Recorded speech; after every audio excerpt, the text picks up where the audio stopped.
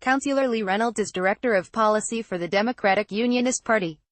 I have a close relative whose political views are liberal and feminist. When the Belfast Agreement and the 1998 referendum is discussed, people are genuinely surprised when she tells them she voted no. When asked for an explanation, her reply is simple: she read it. She is genuinely surprised by the number of yes voters who hadn't read it. It would be helpful for the political discussion if many more were to carry out this simple act. They would come to appreciate that much that is proclaimed or tweeted about the agreement is not actually in it. First, they will appreciate that the Belfast Agreement was not a full and complete agreement. There were a series of issues to be dealt with later, for example, police reform, given to an independent commission, and the number and focus of cross-border bodies. Others were dealt with in obscurantist language that led to significant problems as the process developed, primarily decommissioning. Others were not addressed, namely justice for victims. The agreement also had within it the recognition that it would have to change with review mechanisms for each strand of the agreement. In textual terms, it was Book 1, the Fellowship of the Ring, with the main characters and a broad framework established, but there were many trials and unforeseen challenges ahead on the journey before it would become the full Lord of the Rings. Second, if the reader researched political events in Northern Ireland, he or she would appreciate that the agreement has been added to, initial T by the Cross-Border Bodies Agreement, Trimble's many deals to restore devolution. It has also been changed and further added since, by the St. Andrews Agreement, the Hillsborough Castle Agreement and then the Stormont House Agreement. It is hard to claim something as complete and inviolate that in the subsequent 20 years has seen so much addition and change. Guess who else has changed the terms of the Belfast Agreement? The Irish government. They amended the rights to Irish citizenship. The broad terms meant that the agreement had become a very easy path to Irish citizenship and chain migration, so they changed it.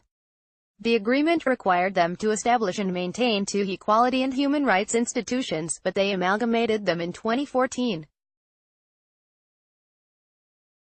For those who want to research deeper, they will discover the Belfast Agreement was no barrier to the Irish introducing a hard border enforced by police and troops in 2001 during a foot-and-mouth outbreak, nor from running regular immigration operations.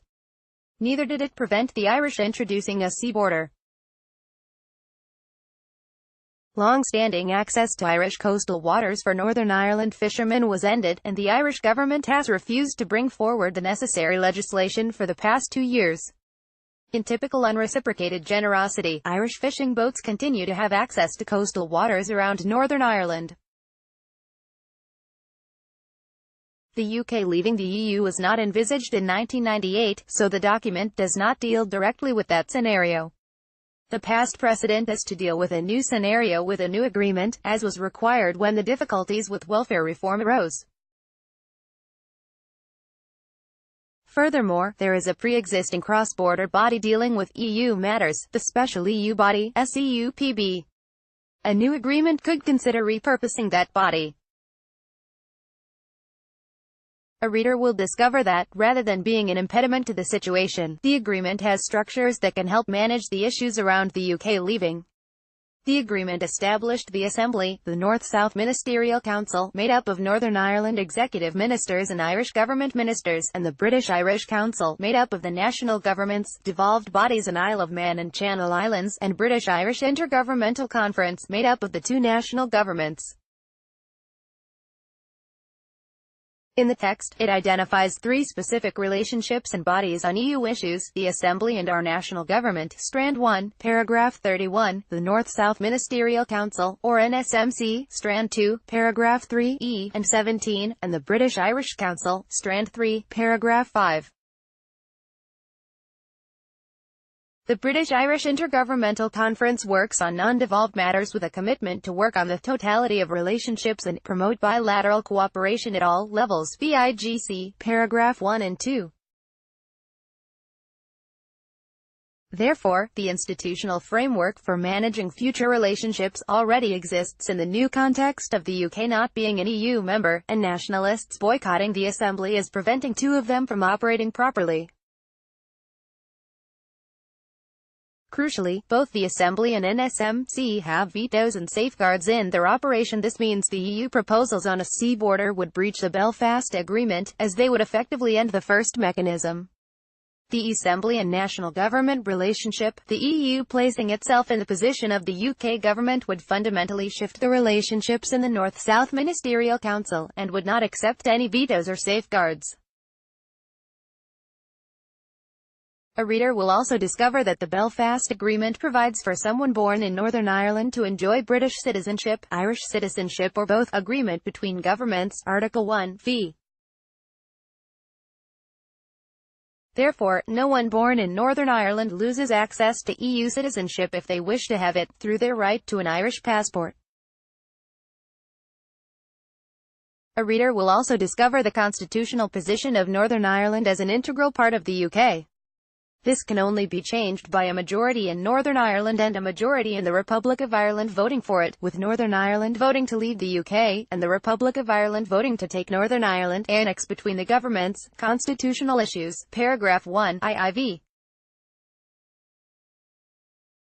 Did this create an opt-out for Northern Ireland from a UK constitutional decision? No. This argument was taken to the Supreme Court and rejected. So why the outrage and claims to the contrary? First, the Belfast Agreement as a document contained more Irish nationalist worldview than unionist, which is why Irish nationalist enthusiasm for it was almost total, while it split unionism down the middle. In the referendum, the pro-agreement unionist arguments and pro-agreement nationalist arguments were different. In its implementation, the nationalist interpretation predominated, and the predictions of anti-agreement unionists were validated. This is why the mantle of unionist leadership transferred from the Ulster Unionist Party to the Democratic Unionist Party. Their winning slogan of "It's time for a fair deal" resonated with disillusioned unionists, and ultimately resulted in the 2007 St Andrews Agreement.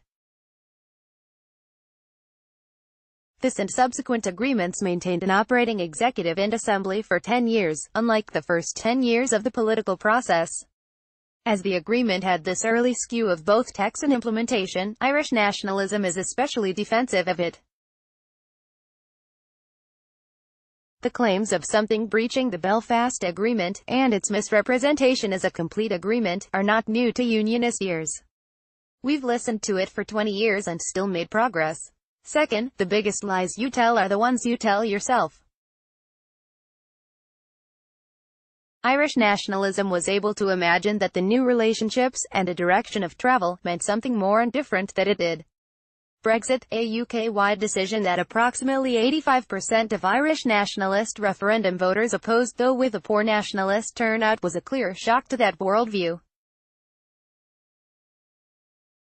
Third, nationalism had its worst assembly election in 2016, driven by a nationalist view that the unionism was driving the agenda. Sinn Féin mishandled their ministerial choices, ended up floundering, and hadn't expected the rise of a hard left party, people before profit, that took seats in their heartlands, nor the main nationalist party, the SDLP, going into opposition. Sinn Féin's counter-strategy to these developments was a plan to bring the executive down within 2 years on a platform which would rally nationalists to them, thus hurting PBP and preventing the SDLP from betting in as an opposition. Subsequent talks and a list of demands would enable them to show they were driving the agenda. They did not use Brexit as the basis. Arlene Foster and Martin McGuinness had agreed a common approach to this in September 2016. Instead, the basis used was the fallout from the handling of a renewable heat scheme. Fourth, the Irish government is seeking to use Northern Ireland-specific EU harmonisation to create ever-increasing differences between Northern Ireland and the rest of the UK. This goes against the Belfast Agreement's requirements that any cross-border harmonisation was to be on a mutually agreed basis only. This is why the EU's interpretation of a Northern Ireland-specific backstop is a breach of the agreement and clear and ever-growing danger to the Union. Fifth, and most importantly, what is taking place isn't about the Belfast Agreement at all. It's about stopping Brexit by portraying Leavers as anti-peace, reckless or uncaring. However, it is Remainers who are invoking the threat of violence. Disgracefully, it is Remainers who seem to be willing a return to violence to validate their view, despite no increase in terrorist violence since the 2016 referendum. It is a further example of their anti-democratic tendencies. The response of any Democrat to threats and actual terrorism should be to reject it and oppose it. Unionism has had to stand against both for decades. We aren't going to change that, and it is shameful that some are trying to instruct us to.